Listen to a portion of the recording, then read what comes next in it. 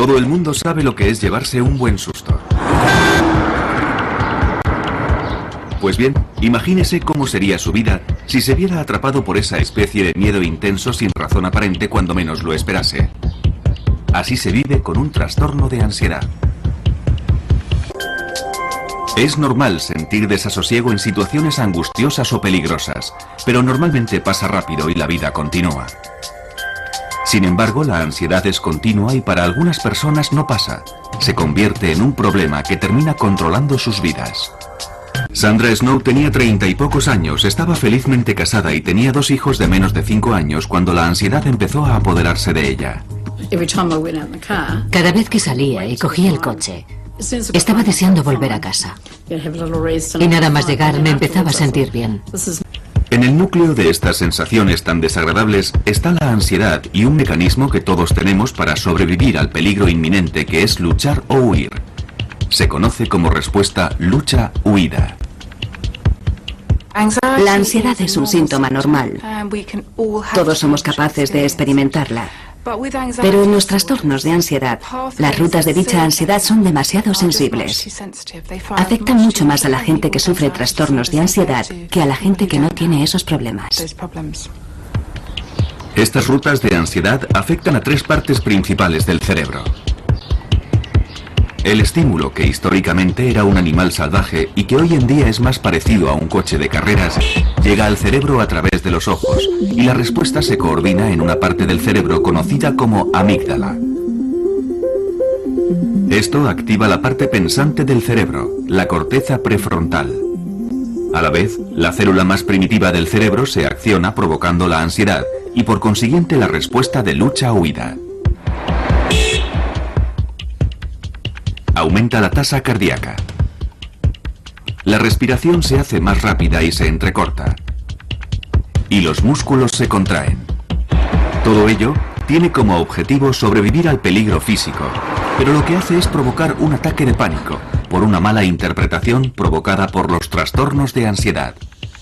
Porque si se padece un trastorno de ansiedad, estas partes del cerebro se activan fácilmente. Se sufre un ataque de ansiedad y al experimentar miedo se tiene un pensamiento distorsionado. Algo terrible va a ocurrir. Vas a perder el control. Vas a sufrir un infarto. Vas a morir. Y para el 10% de personas que sufrirán un ataque de pánico, es el miedo a tener otro lo que puede producir que se instale el trastorno. Dependiendo de la naturaleza del trastorno de ansiedad, se dejan de hacer ciertas cosas para evitar lo que se cree que provocará el siguiente ataque de pánico. La palabra ratones no se podía decir en casa, ni ratón. Es una sensación que la mayoría de la gente ni siquiera nota y aunque lo hagan no le dan importancia. Pero cuando se padece un trastorno de ansiedad, el aumento del ritmo cardíaco puede activar la ruta hacia la amígdala, que a su vez activará la ruta a la parte pensante del cerebro, donde se malinterpretará como el comienzo de un infarto. Por eso se siente ansiedad y el ritmo cardíaco se acelera y las rutas se activan. Es un círculo vicioso que termina en el ataque de pánico que se estaba intentando evitar a toda costa.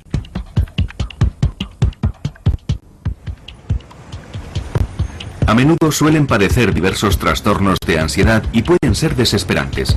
Si no se ha sufrido un trastorno de ansiedad, no es fácil comprender la intensidad que pueden llegar a alcanzar la angustia y el miedo.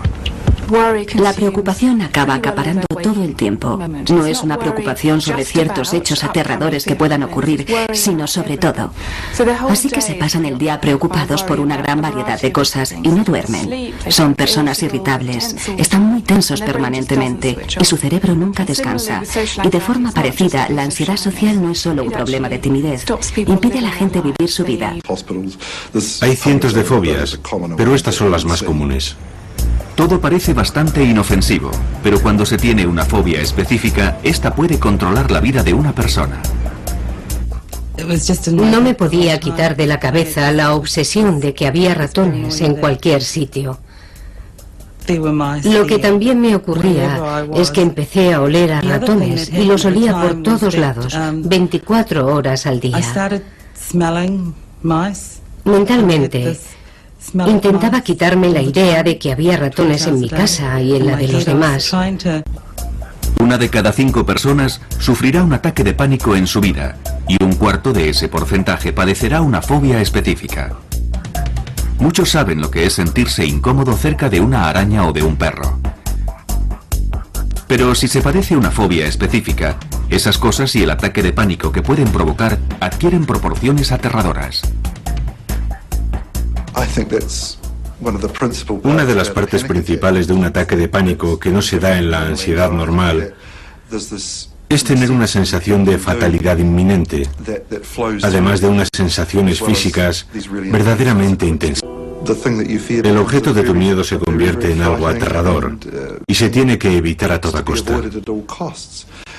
Por eso solo piensas en esa parte del problema y no en que pueda haber otras formas de resolverlo. Piensas que te dan mucho miedo los ratones y sabes que es algo que quizás no le ocurre a la mayoría de la gente, pero para ti no hay nada que se pueda hacer al respecto. Hasta entonces había asumido que el miedo a los ratones era parte de sí misma, por lo que la idea de someterse a un tratamiento nunca se le había pasado por la cabeza. La gente suele sufrir trastornos de ansiedad mucho tiempo antes de ser consciente de ello. Los consideran parte de su personalidad. Piensan, es mi carácter, me preocupo por todo. No lo consideran una enfermedad. No son el tipo de cosas que cuentan al médico. Se va al médico por un dolor de garganta o de extremidades, pero no por ciertos aspectos de la personalidad. Así que estas personas sobrellevan como pueden su preocupación y ansiedad crónica. Los trastornos de ansiedad afectan al 20% de la población y si se tiene la mala suerte de ser socialmente fóbico, estar con otras personas se puede convertir en un verdadero calvario. Recuerdo que una vez, saliendo de casa, escuché unas voces en mi cabeza que me decían: no quiero ir, no quiero ir. Y era como si gritaran dentro de mi cabeza. Cheryl Freeman, una mujer felizmente casada y con 2 hijos que ahora estudia psicología, cree que su fobia social surgió de un trastorno de ansiedad generalizada que había comenzado 10 años antes. Sobre cómo caminaba entonces. Y sí, no sé qué estaba haciendo en ese momento, no lo sé. A veces siento que ando normal y otras veces creo que me observan. Y cuando me siento observado es cuando me pongo tenso y angustiado. Las personas que sufren trastornos de ansiedad tienen quizás un tipo de personalidad subyacente muy sensible y angustiada, pero también tienen una afección que es más específica y que puede ser una ansiedad social, una fobia o lo que sea, o incluso una preocupación excesiva. Y nadie sabe en realidad por qué algunas personas desarrollan este tipo de trastornos y otras no. Es un curioso comportamiento del cerebro que no comprendemos totalmente. No sabemos por qué actúa de esa forma, si es debido a determinados percances durante la infancia, a algún tipo de vulnerabilidad genética. No sabemos por qué el cuerpo reacciona de esa manera peculiar, pero no tiene nada que ver con una posible debilidad. Estas personas no eligieron ser así, simplemente son así. Igual que otras personas que padecen otro tipo de enfermedades médicas. No es que sean más débiles, simplemente son así. Mala suerte. A pesar de las similitudes, los diferentes trastornos pueden diferenciarse claramente cuando se pregunta a los fóbicos a qué tienen miedo exactamente.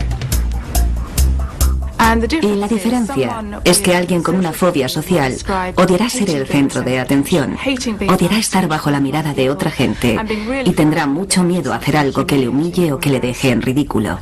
Y eso es muy diferente a lo que siente alguien con un trastorno de ansiedad, cuyo miedo es sufrir un infarto, desmayarse, la sensación de fatalidad inminente. Con esa pregunta se obtienen respuestas muy diferentes. Otras diferencias son que alguien con fobia social no querrá tener a nadie cerca para que nadie vea lo humillante o lo estúpido que parece, mientras que alguien con un trastorno de pánico sí querrá tener a alguien cerca para que le ayude en caso de sufrir un infarto o algo así. Y las rutas del cerebro que están activadas también diferirán dependiendo del trastorno que se padezca. Cuando se han estudiado grupos de personas con estas afecciones y se han analizado qué partes del cerebro se encienden y cuáles se disparan en una situación que provoca ansiedad, parece que también son diferentes dependiendo del trastorno que se sufra. Por tanto, con la ansiedad social, parece haber más actividad en la parte pensante del cerebro y en la amígdala que coordina la respuesta de la ansiedad. El trastorno por pánico activa esas dos partes del cerebro, pero también la parte inferior y más primitiva del cerebro responsable del lado físico de la ansiedad. Lo que se hace como resultado de la ansiedad también difiere. La terapia cognitiva del comportamiento también rompe las rutas de ansiedad intentando influir en cómo uno se siente. Las emociones son experiencias muy fuertes y también relativamente primitivas. Las emociones hacen trabajar a una parte del cerebro conocida como sistema límbico, y aprendiendo a controlar la manera de pensar, se pueden controlar de alguna manera las emociones y los síntomas físicos de la ansiedad. Un fóbico social, cuando está entre gente, piensa que todo el mundo le observa y odia ser el centro de atención porque está convencido de que va a hacer algo verdaderamente embarazoso. Con la ayuda de la terapia cognitiva del comportamiento, se aprende a tener un punto de vista más realista del mundo y a darse cuenta de que no se es el centro de atención. Al principio es duro. Sí, es duro. Pero cuando empiezas a desafiar a los pensamientos negativos, estos dejan de ser tan fuertes. La forma más fácil de impedir un ataque de pánico era evitar las cosas que me daban miedo. Y básicamente empiezas aquí, te dan miedo a algo, así que estás aquí, y tu pequeña caja se hace cada vez más pequeña, hasta que tu vida es así. Y mientras estés dentro de esa caja pequeña, estás completamente bien. No es una gran vida. No hay muchas cosas de las que disfrutar. Los estudios han demostrado que tanto la terapia cognitiva del comportamiento llevada a cabo correctamente como la medicación son tratamientos eficaces para el 60 o el 70% de la gente que padece trastornos de ansiedad. La terapia cognitiva fue una parte esencial en la recuperación de Chale, ya que le ayudó a superar su dependencia. Tienes que intentar volver a confiar en tu forma de pensar. Y hasta que lo consigues, utilizas el pensamiento de otras personas. Pero con el tiempo, los buenos momentos empiezan a superar a los malos. Y llega un día en que deja de haber malos momentos. Dependiendo del trastorno de ansiedad que se padezca, otro posible tratamiento es la exposición gradual al objeto del miedo, lo que se conoce como terapia de exposición gradual. Forma parte de la terapia cognitiva del comportamiento y Joyce Waddington se estaba sometiendo a ella sin darse cuenta.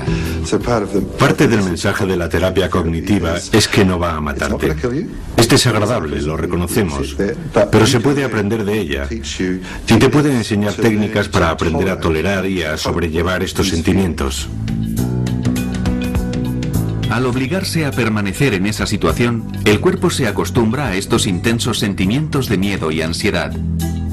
Y no empeoran, sino que finalmente desaparecen. Y con cada exposición, la calma llega más rápidamente.